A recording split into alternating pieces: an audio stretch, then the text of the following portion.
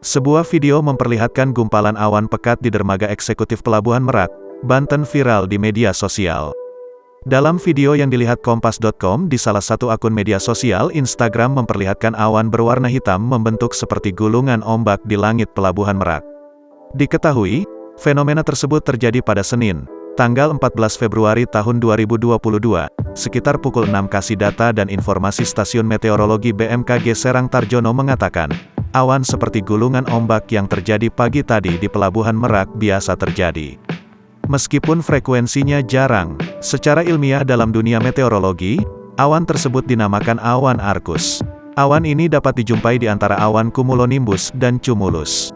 Awan arkus lazim terjadi, kata Tarjono saat dihubungi Kompas.com melalui pesan WhatsApp, Senin, tanggal 14 Februari tahun 2022.